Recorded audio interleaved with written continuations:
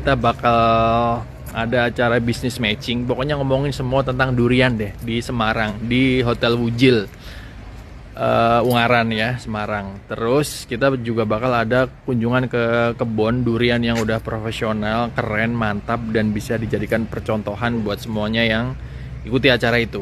Jadi ini pertemuan ini bisa dikatakan bisnis matching, seminar yang isinya daging semua, membicarakan prospek durian. Kita berbicara bagaimana cara menanam durian yang enak banget, dari nanam sampai panen, sampai jual, sampai cuan, sampai kita kaya raya insya Allah ya. Kita akan bicarakan semua di situ tentang durian. Nanti pokoknya bakal diajari semuanya nanam pohon durian dari nol sampai pokoknya dari nutrisi, pupuk, kebutuhan, apapun itu, mau disetting manis, pahit, creamy, warna yang menor-menor, pokoknya durian premium yang mahal-mahal, yang enak-enak kita bisa tanam semua dengan hasil yang memuaskan. Karena apa? Karena makan durian enak adalah hak segala bangsa. Oleh sebab itu, perjuangan menanam durian harus kita dampingi, biar semua petani Indonesia sukses dan biar semua warga Indonesia juga berhak menikmati durian, juga berhak menikmati durian premium yang bukan kaleng-kaleng. Jadi kalian kalau makan durian setelah ini tidak akan kecewa lagi. Ditunggu ya. Assalamualaikum warahmatullahi wabarakatuh. Nah, kalian tahu kan aku ke Semarang, acara intinya adalah mau ikut seminar. Nah, kali ini aku menginap di salah satu penginapan Oyo Wisma Langen Werdasi. Nah, ini aku pesennya di Traveloka dengan harga 78.000 aja. Untuk fasilitas lumayan ya, di sini ada AC, tempat tidurnya juga lumayan luas ya, untuk 2 orang bisa. Ini kamar mandi dalam. Nah, ini ada bak mandi ya, ada gayungnya, terus ada toilet duduk, ada wastafel. Berhubung aku mau mandi, ini jadi aku isi dulu baknya.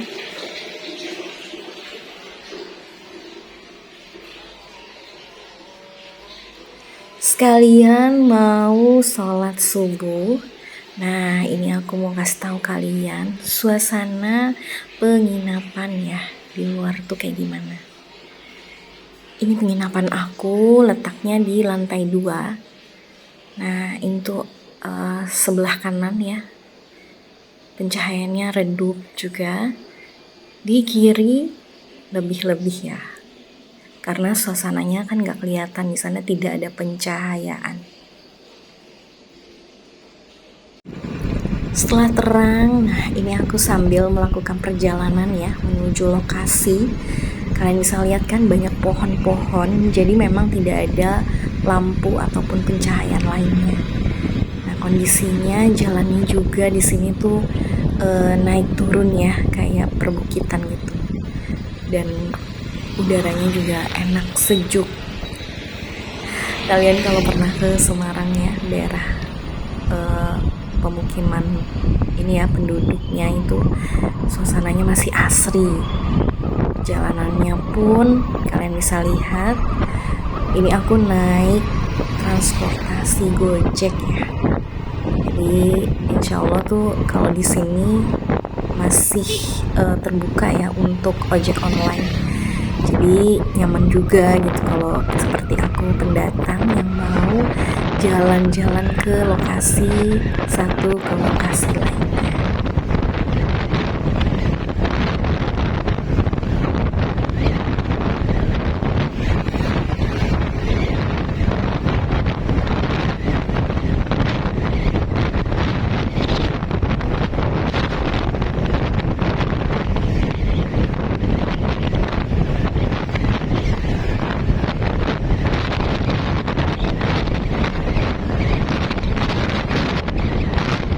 Akhirnya sampai juga, ini lokasi acaranya ya.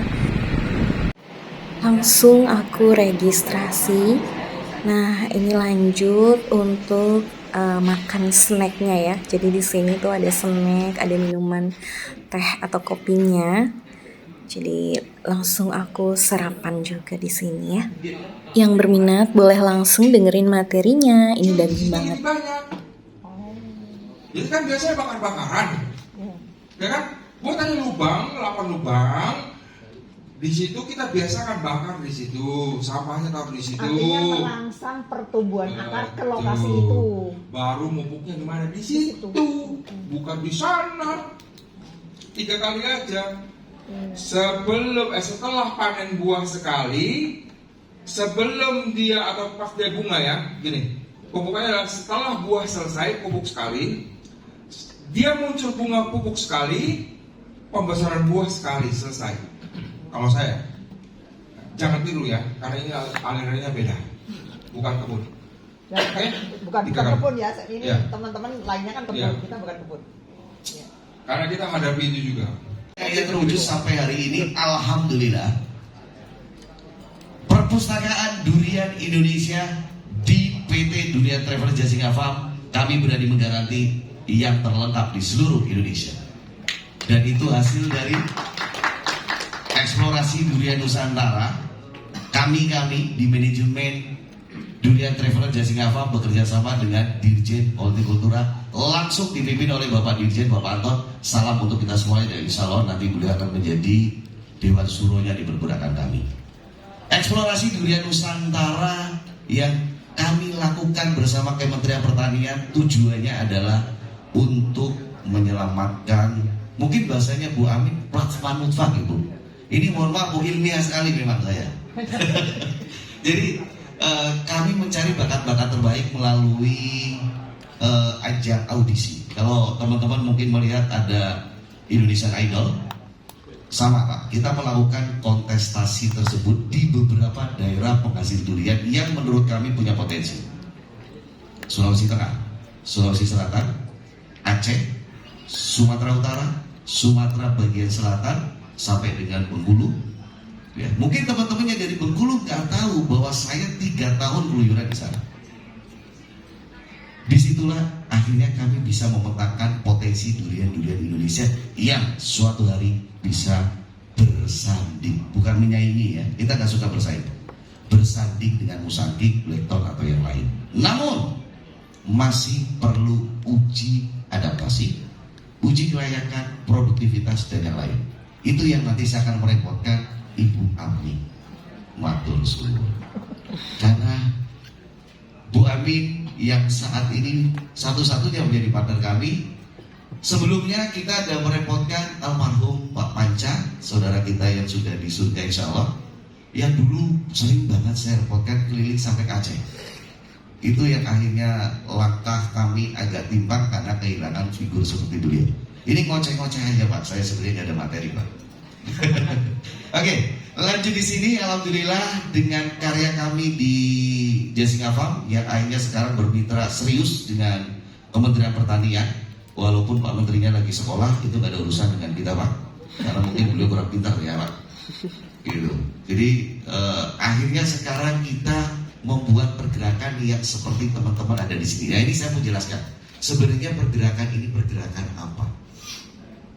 Oke, yang pertama terima kasih kepada para sponsor dan juga teman-teman yang tergabung di sini. Kami sedang menginisiasi sebuah wadah bersama untuk petani durian Indonesia dalam bentuk badan hukum. Satu turunannya adalah pupuk hayati cair dan pupuk padat hayati. Jadi hasil dari residu padat dan cairan inilah yang kami olah menjadi 2 produk tadi, pupuk padat dan pupuk cair. Walaupun ada turunan lain untuk makot ini, kita untuk pakan ternak. Kami baru konsen di 2 produk ini.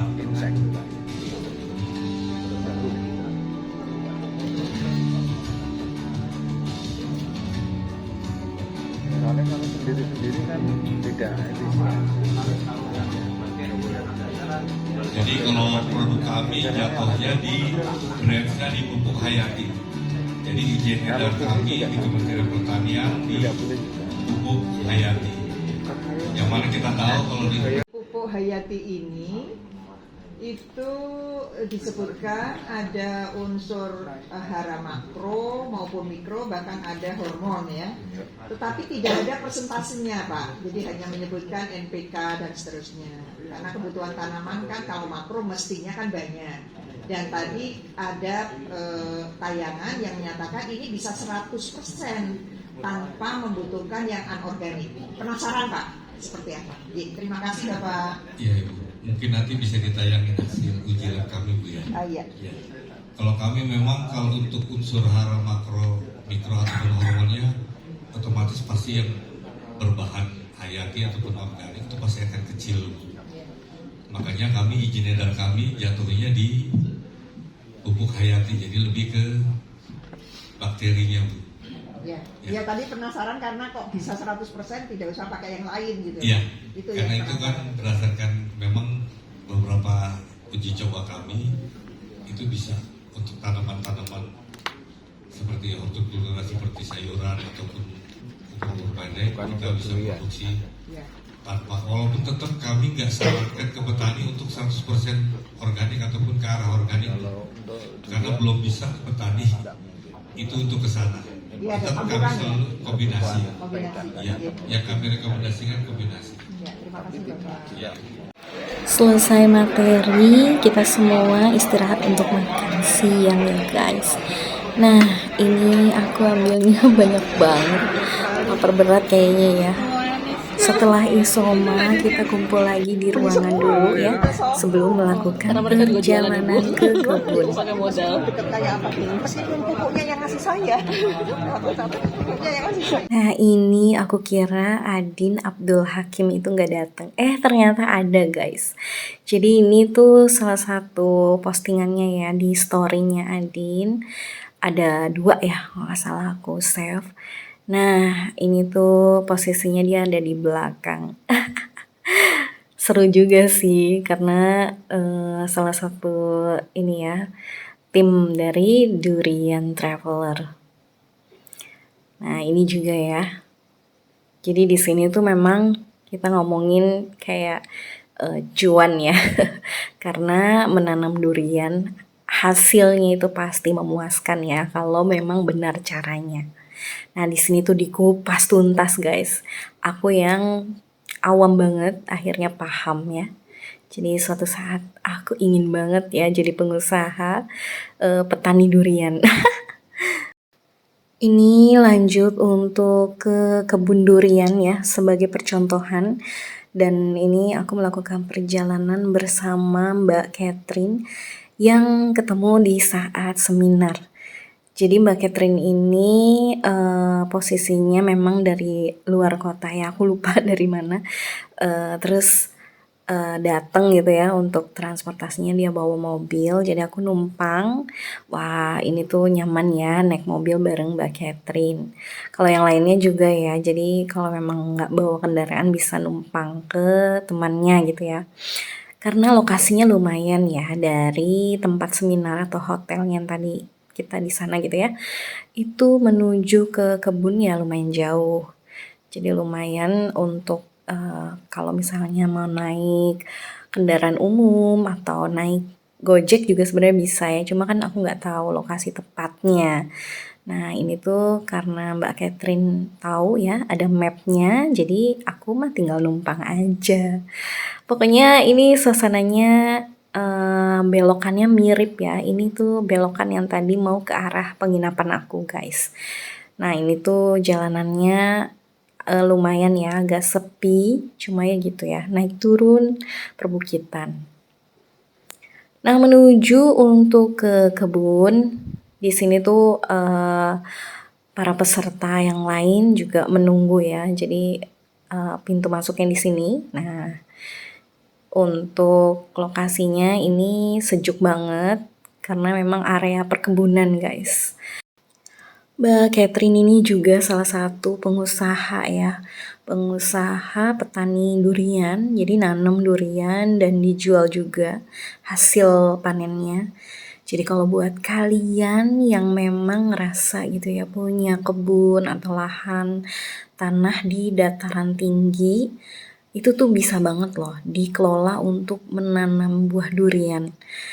Bagus banget ya kalau misal kalian tahu caranya. Nah, karena aku ikut seminar, aku sempet gitu ya pengen punya gitu niat untuk usaha menjadi petani durian. Tapi setelah aku telusuri gitu ya, jadi lahan-lahan yang ada di kampung gitu ya, tanah kelahiran almarhumah ibu aku, almarhumah bapak aku, itu tuh datarannya bukan dataran tinggi sayangnya. Jadi waktu aku tanya gitu ya ke saudara aku, ke bule Nani gitu ya di rumah ini ya nenek dari ibu aku, itu tuh pernah nanam juga katanya, tapi nggak numbuh. Nah, hasilnya sih aku nggak tahu ya. Waktu aku ke kampung itu, aku sempet gitu ya kasih bibit atau biji buah durian yang sempet aku beli. Nah, itu tuh aku kasih, aku bawa malah kan ya, aku kasih. Nah, terus coba ya dijadiin ini dulu ya, maksudnya bibitnya dulu. Cuma sampai sekarang sih aku nggak tahu ya kabarnya gimana. Nah, kalau untuk di daerah tempat kakek dari almarhum bapak aku, itu aku juga nanya gitu ya ke mbah gitu ya. Ini kalau misalnya menanam durian gitu, bisa nggak gitu? Langsung ditanyain gitu kan. Ternyata memang dataran, bukan dataran tinggi ya, datarannya dibilang dataran rendah lah. Jadi untuk lokasi penanaman kurang bagus gitu. Jadi tidak subur ya, nggak bakal numbuh. Akhirnya ya sayang juga ya gitu, karena memang lahan yang dibutuhkan untuk menanam buah durian itu yang bagus ya dataran tinggi, yang sejuk itu untuk pengelolaan penanamannya juga kan jaraknya diperhatikan, terus untuk pemberian pupuknya gitu, penyiramannya, wah komplit banget di sini dibahas. Aku jadi paham banget gitu ya untuk mengelola bibit buah durian gitu ya, dari bibitnya bahkan. Nah, untuk penanaman sampai pohonnya itu, ya kalau kalian lihat ya di akun Durian Traveler, terus kalau kalian pelajari gitu ya, di situ ada eh, apa info-info gitu ya. Jadi ada pohon durian yang tumbuhnya sudah puluhan tahun gitu ya. Itu menghasilkan durian yang wah enak-enak, infonya seperti itu ya guys. Jadi posisinya sih aku pribadi awalnya memang nggak suka durian. Nah, karena aku berusaha ya untuk mencicipi gitu ya sesuatu makanan yang aromanya atau asalnya dari buah durian. Nah, kalau kalian tahu milk crepes, nah aku udah nyoba ya guys. Untuk nyobain juga harus 2 kali. Nah, saat itu aku ngerasa memang buah durian banget gitu. Cuma aku yang tadinya enek gitu ya, mual. Ini apa ya? Enak gitu. Jadi menikmati santapan kuliner ya dari buah durian dalam bentuk makanan atau sajian yang lain, tapi dengan rasa durian yang sama dan tidak membuat enak gitu. Malah nikmat banget. Bener deh. Aku nyoba gitu ya makan salah satu makanan yaitu milk crepes. Nah, kalian kalau tahu ya di postingan aku sebelumnya itu aku nyobanya di Durian Traveler Store Bintaro. Nah, di situ aku sempat beli kopinya juga, kopi durian. Aduh, pokoknya enak semua, guys. Terakhir, setelah 2 kali nyobain milk crepes, aku akhirnya beli durian Musang King. Jadi ada ya ukuran 500 gram gitu ya. Terus aku beli dan aku makan di sana. Wah, pokoknya enak banget, guys. Hujan rintik-rintik, akhirnya sampai juga di lokasi berikutnya. Nah, ini tuh kita kumpulnya di salah satu ini ya, bangunan ini. Mbak Catherine mau parkir dulu. belasan hektar. Untuk komoditi tanamannya ada durian. Kebetulan ada 3 jenis durian yang kami tanam, ada bawor, musangking, dan duri hitam. Kemudian tanaman yang lain kita menanam melon. Ini salah satu melon yang kita punya saat ini dengan sistem greenhouse dan hidroponik. Kemudian kami menanam pepaya. Pepaya jenisnya Hawaii.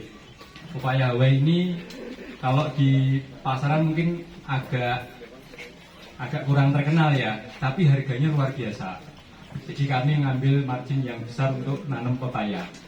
Nanti Bapak boleh coba pepaya kami dan melon yang sudah kami tanam. Khusus durian belum ada Pak, karena 2024 ini tahun kita keempat, kebetulan sudah beberapa pohon, mungkin sudah ada 100-an pohon yang sudah mulai petil. Di 2023 kemarin baru percobaan itu sekitar 40-an pohon, dan kami sudah bisa merasakan musangking kami, duri hitam, dan bawor. Cuman memang kondisinya kami masih mungkin dari punya bapak-bapak semua mungkin kami masih kalah karena terus terang kami juga belajar di sini. Nah, akar serabut Pak, itu juga berbahaya. Jadi akar serabutnya nanti ada di atas akar. Kalau orang sini bilang tambi Pak, tambi sama ya. Akar besar itu atasnya ada serabutnya, itu juga kurang bagus. Mudah kena.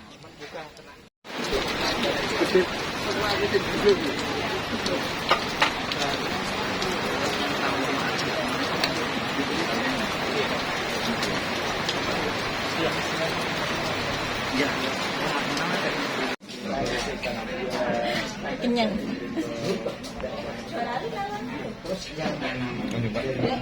Bakar. Ya, iya.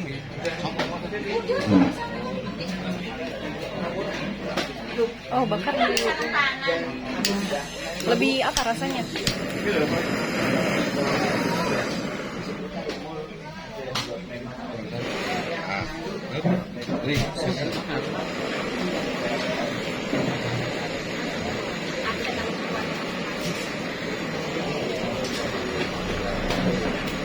Lebih enak apa gimana?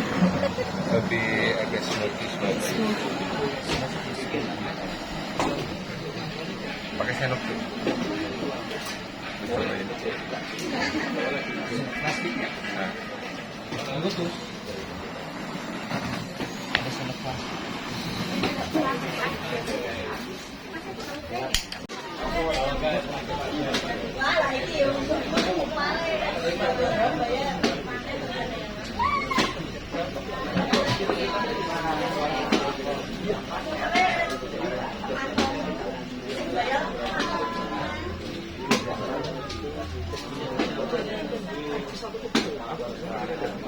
Nah, di sini kita semua nyicipin ya hasil panen buahnya. Jadi ada melon, ada pepaya, ada durian. Pengalaman yang tidak akan terlupakan ya buat aku pribadi ya guys. Mulai dari sajian sarapan ya, pagi-pagi ada snack, ada minuman tehnya. Nah itu udah lumayan ya, cukup untuk aku ganjal perut. Terus untuk sajian makan siangnya juga enak-enak. Nah untuk materinya apalagi sama ya, sesuai dengan info dari Adin, itu tuh isinya daging banget ya. Jadi info-info tentang petani durian di sini tuh komplit ya, mulai dari penanamannya, cara panennya, cara jualnya juga bisa guys. Jadi kalau kalian sebagai petani durian yang butuh gitu ya untuk pemasarannya, bisa banget hubungi ke Mas Alif. Jadi ada di Durian Traveler.